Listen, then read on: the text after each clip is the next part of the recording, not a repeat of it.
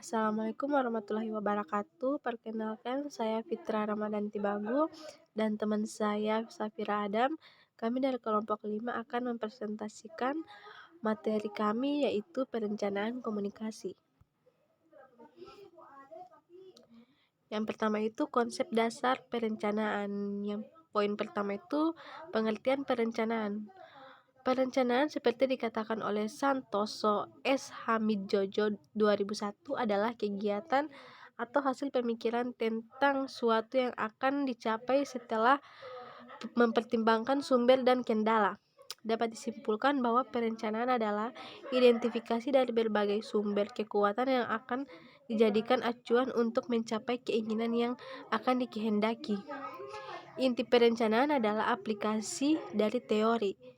Dalam kerangka ini ada 4 pilihan teori yang cocok dengan merencanaan komunikasi, yaitu teori pembangunan, teori sosiologi, teori komunikasi, dan teori organisasi.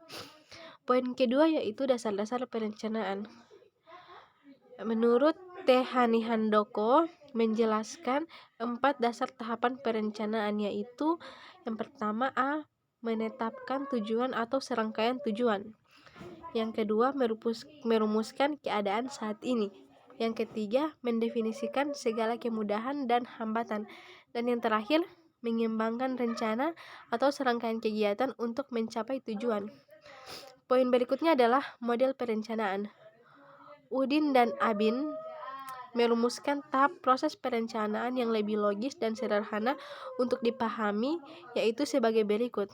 Yang pertama, need assessment. Yang kedua, formulation of goals and objective. Yang ketiga, setting policy and priority. Yang keempat, program and project formulation. Yang berikut, feasibility testing. Yang berikut, plan implementation. Dan yang terakhir, for future evaluation and revision plan. Yang berikut adalah tahapan perencanaan komprehensif. Bang Hart dan Trull menyebutkan tahapan untuk perencanaan yang komprehensif yaitu sebagai berikut.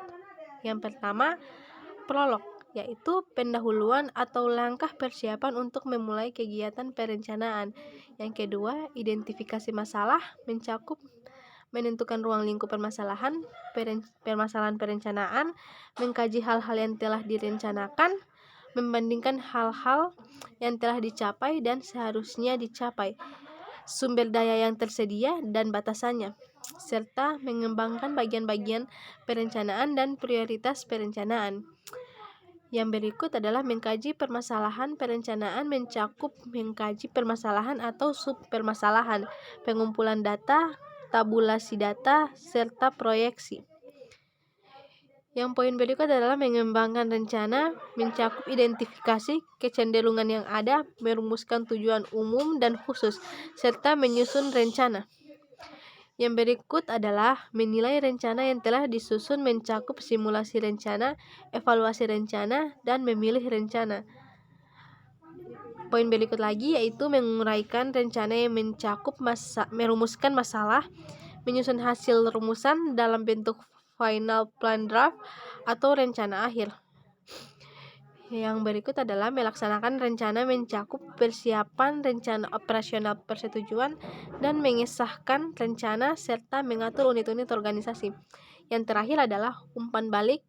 Pelaksanaan rencana mencakup memantau pelaksanaan rencana, evaluasi pelaksanaan rencana, dan mengadakan penyesuaian dan perubahan. Yang poin berikutnya adalah perencanaan komunikasi. 1. Pengertian perencanaan komunikasi. Pengertian perencanaan komunikasi. Menurut John Middleton mengungkapkan perencanaan komunikasi adalah proses pengalokasian sumber daya komunikasi untuk mencapai tujuan organisasi.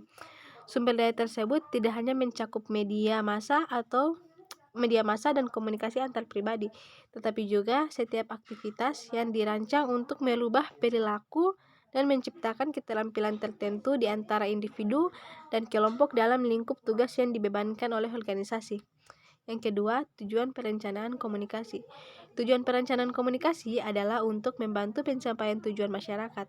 Pencapaian tujuan ini memerlukan serangkaian aktivitas yang melibatkan berbagai aspek, berbagai manusia, dan bergerak dalam dimensi waktu yang akan datang yang sifat dan keadaannya tidak dapat ditentukan dengan pasti. Secara teoritis, Tani Handoko menyatakan dua alasan dan diperlukan perencanaan yaitu poin A, protective benefit dihasilkan dari pengurangan terjadinya kesalahan dalam pembuatan keputusan. Poin B, positive benefit dalam bentuk meningkatnya keberhasilan pencapaian tujuan. Komunikasi dengan serangkaian fungsi yang melekat padanya dikehendaki untuk memberikan efek kepada khalayak luas. Yang berikut adalah fungsi perencanaan komunikasi. Udin dan Abin merumuskan fungsi perencanaan termaksud perencanaan komunikasi, yaitu ada 4. Yang pertama, pedoman pelaksanaan dan pengendalian, menghindari pemborosan sumber daya. Yang berikut adalah alat bagi pengembangan quality asuransi. Yang keempat adalah upaya untuk memenuhi akuntability kelembagaan. Poin berikutnya adalah jenis perencanaan komunikasi. Secara umum, Udin dan Abin menguraikan beberapa jenis perencanaan yang dapat diterapkan dalam manajemen komunikasi, yaitu sebagai berikut. Yang pertama, perencanaan adaptif. Perencanaan ini terjadi karena adanya tanggapan pada pengembangan yang dilakukan secara eksternal. Dalam pengertian sempit, perencanaan adaptif berarti pemecahan masalah. Perencanaan ini dapat dengan mudah dipahami oleh semua pihak. Yang berikut adalah perencanaan kontingensi. Perencanaan ini merupakan pendekatan yang ditujukan untuk menciptakan kondisi yang pengaruhnya dapat dielakkan dan diserap dengan biaya atau kerugian minimal. Poin terakhir yaitu adalah perencanaan konklusif. Perencanaan konklusif menentukan perincian hal-hal yang seharusnya diharapkan untuk dilakukan. Alat utamanya adalah reward atau imbalan bagi yang berhasil dan punishment atau hukuman bagi yang tidak berhasil. Yang berikut adalah D, perencanaan manipulatif. Perencanaan manipulatif mengandalkan berbagai jenis instrumen untuk mendapatkan keuntungan. Alatnya adalah kesepakatan, pertukaran, dan upaya mempengaruhi orang lain. Yang poin E adalah perencanaan indikatif. Perencanaan indikatif menyebarkan informasi yang bertujuan untuk memberikan sinyal yang benar kepada individu dengan harapan akan mengambil tindakan yang tepat. Yang F, perencanaan bertahap atau inkremental. Perencanaan bertahap adalah perencanaan yang mengambil langkah pendek mengoreksi kesalahan ketika perencanaan dilaksanakan. Yang G, perencanaan otonom. Perencanaan ini merupakan perencanaan yang dilakukan sendiri dan bukan sebagai bagian dari perencanaan. Yang berikut adalah perencanaan pemulihan atau perbaikan. Perencanaan ini dirancang untuk memulihkan pada keadaan semula tanpa pertimbangan mengenai hal-hal yang akan terjadi. Tujuannya adalah kembali pada status quo. Yang berikut adalah perencanaan normatif. Perencanaan ini merupakan perencanaan jangka panjang. Perencanaan untuk 25-40 tahun ke depan. Karakteristik utamanya adalah sifat yang umum. Fungsi perencanaan ini untuk membentuk pedoman dan arahan. Sifatnya menyeluruh sehingga fokusnya adalah pada perencanaan keseluruhan. Yang terakhir, perencanaan fungsional. Perencanaan fungsional memusatkan pada aspek tertentu dari seluruh masalah. Pada dasarnya jenis perencanaan ini bersifat tersegmentasi tetapi tidak berfungsi sebagai pelengkap dari upaya perencanaan total. Baiklah, saya Safira Adam. Saya akan melanjutkan pemaparan dari rekan saya tadi.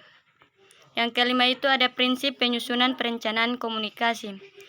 Dikutip dari Middleton dan Lin bahwa ada 3 prinsip penting dalam menyusun rencana komunikasi, yaitu sebagai berikut. Yang pertama, perencanaan komunikasi membutuhkan konsultasi. Yang kedua, fleksibel. Dan yang ketiga yaitu jelas dan konkret. Yang keenam, ada pendekatan dalam perencanaan komunikasi. Perencanaan komunikasi merupakan wilayah yang memiliki kajian yang sangat luas. Di dalamnya terdapat teknologi, organisasi, sosial, budaya, politik, dan keuangan yang saling memengaruhi satu sama lain. Paradigma dan hambatan perencanaan komunikasi. Yang pertama, paradigma perencanaan komunikasi. Paradigma dapat didefinisikan sebagai cara pandang terhadap sesuatu dengan tata cara tertentu. Perkembangan paradigma dalam perencanaan komunikasi meliputi hal-hal berikut ini. Pertama, basic financial planning. Mencari atau mengembangkan kontrol operasional yang lebih baik melalui budgeting yang sesuai.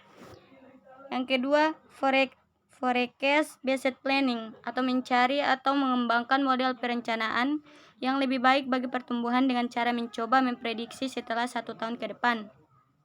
Berikutnya ada externally oriented planning, senantiasa meningkatkan tingkat responsiveness terhadap perubahan pasar dan kompetitor dengan cara berpikir strategis.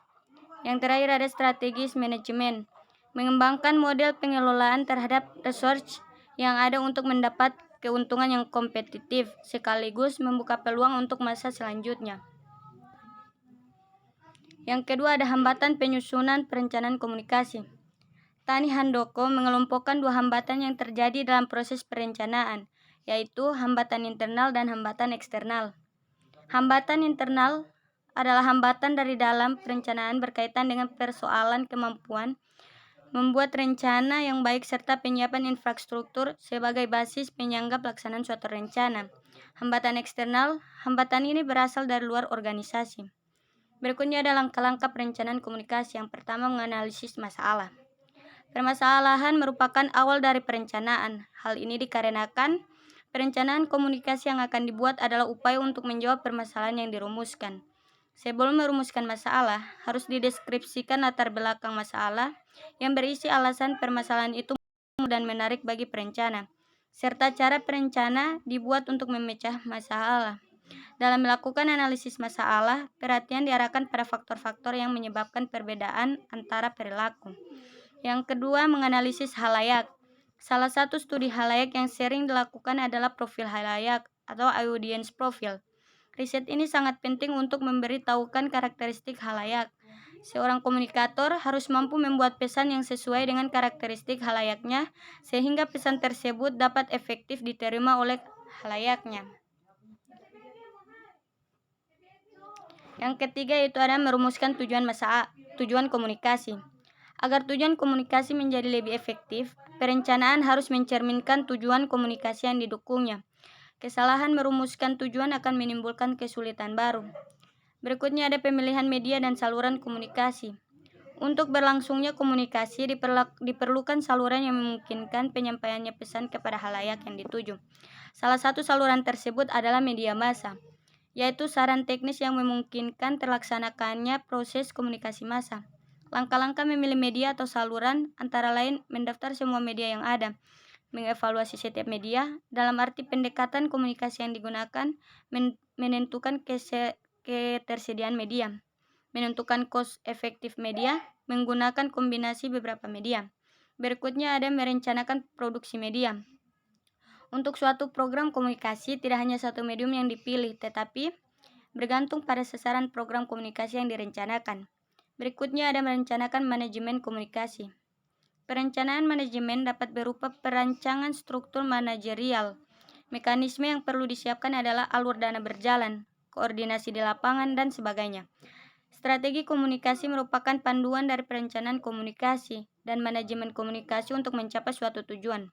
Selain itu, strategi adalah faktor pengordinasi prinsip yang menjadi penentu ide utama dan pemikiran di balik program taktis. Prinsip penting perencanaan komunikasi yang diungkapkan Middleton dan Lin lebih diperdalam lagi oleh Udin dan Abin. Ada 8 prinsip yang dirumuskan, yaitu sebagai berikut.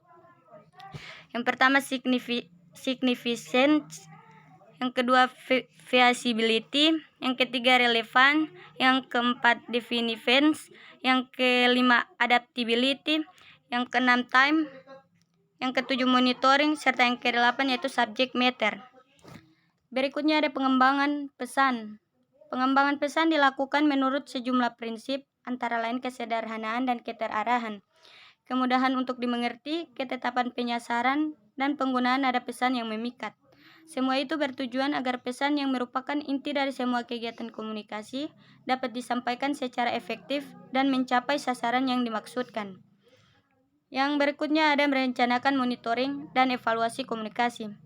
Kegiatan untuk menilai tingkat keberhasilan pelaksanaan rencana merupakan feedback untuk merevisi dan mengadakan penyesuaian rencana untuk periode rencana berikutnya. Dengan adanya feedback, perencanaan memperoleh input yang berharga untuk meningkatkan rencana pada tahap berikutnya. Baiklah, itulah pemaparan dari kami kelompok 5. Lebih dan kurangnya kami mohon maaf. Wabillahi taufiq wal hidayah. Wassalamualaikum warahmatullahi wabarakatuh.